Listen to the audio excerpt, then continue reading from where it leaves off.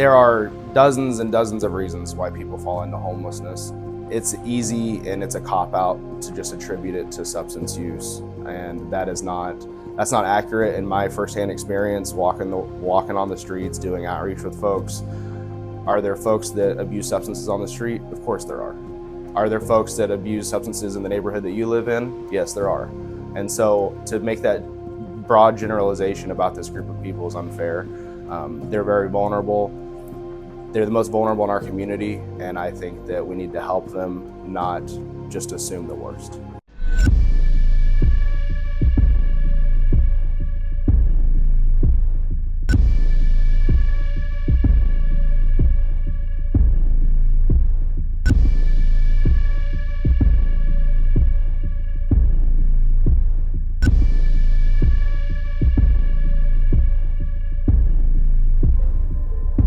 I came to the DRC back in 2017, just wanted to work in my community and have a positive impact fighting homelessness.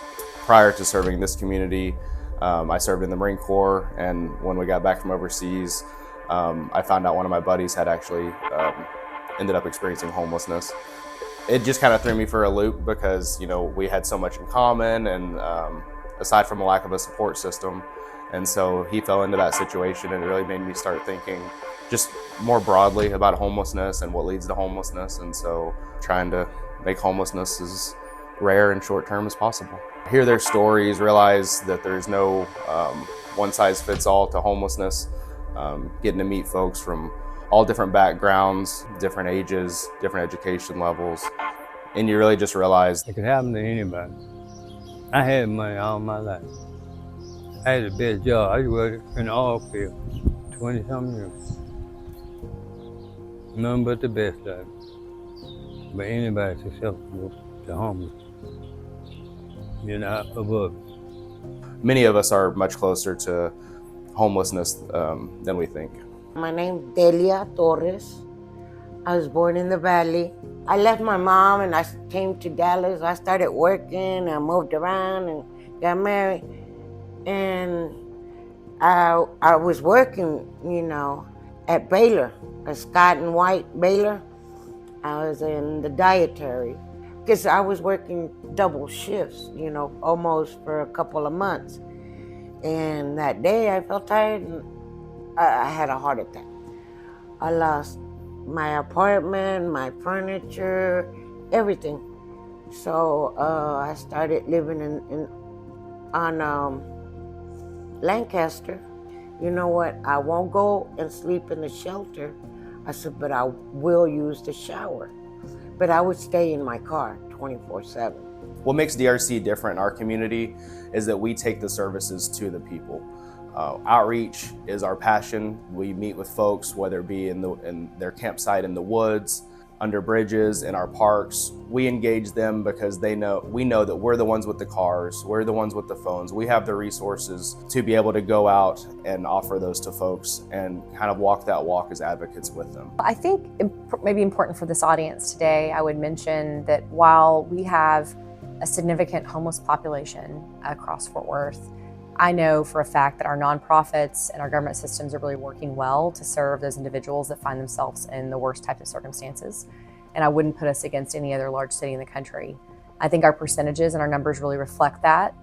But at the same time, we have to have organizations like DRC that are really focused on the problems, understand what a full system approach and really providing services to all individuals. It's not just about housing, but it's also about meeting them where they are and understanding what it takes to help them be successful. My name's Sam Greif, and I'm lieutenant with the Fort Worth Fire Department Hope Team.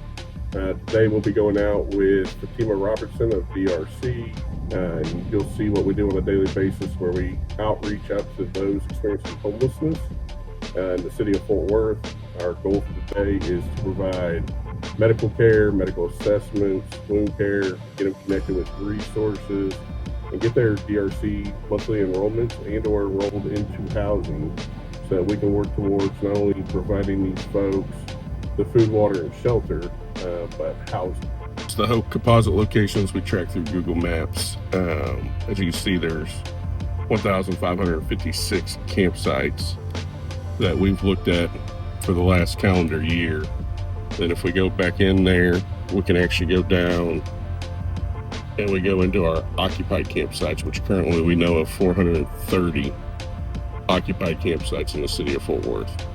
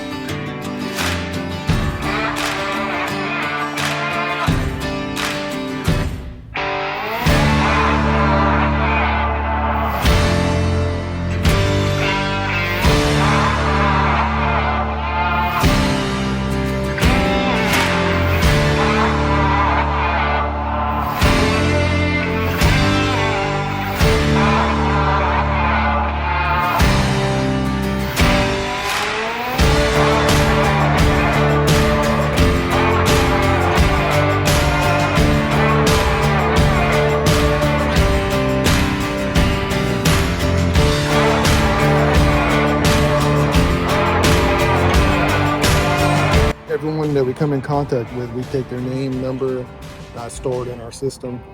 So whenever we come across them again, we can relocate where they're at. So when we need to find them, we know where they're at. That's a lot of it. As they get moved around, it's trying to locate them, and that way we can keep the monthly check-ins that DRC needs to do to keep them in the housing network. That's why we go in the community to build rapport with those that we serve. So when we are looking for someone, we find them. So back here's kind of just the mobile outreach, as you will. We carry water. We got donated hygiene kits. We've sectioned them out into male and female.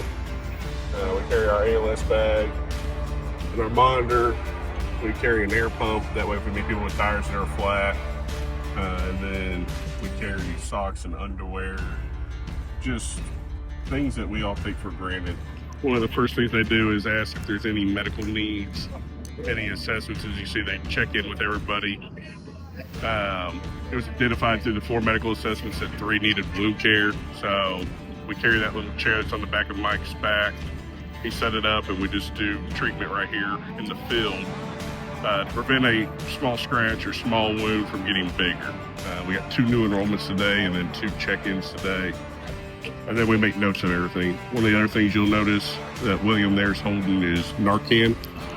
So what we started doing as the HOPE team is working towards the opioid crisis. So every campsite we go to, we find out if there's anybody that uses drugs in those campsites. We give them education on rehab. We give them education on hands-only CPR. And then we give them a box of Narcan that has 2 doses in there. And we show them how to use it. So the DRC serves predominantly the chronically homeless. And being chronically homeless means that you've been homeless for 1 consecutive year or 4 episodes in the last 3 years. It also means that you have an accompanying disability. So many of the folks that we serve who are chronically homeless are older, they're disabled. Them being able to work is probably a long shot. These are folks that we work to get benefits for so that they can have some type of Social Security income to help them afford their groceries and basic needs. Fort Worth is incredibly fortunate to have, we're very rich in resources across our city. There are a number of nonprofits that serve individuals with homelessness, just to be willing to seek out that help. But I worry again that the wrong resources are getting in the wrong hands. As I mentioned, $10 to a homeless individual on the streets is not the same impact as $10 to an organization like DRC.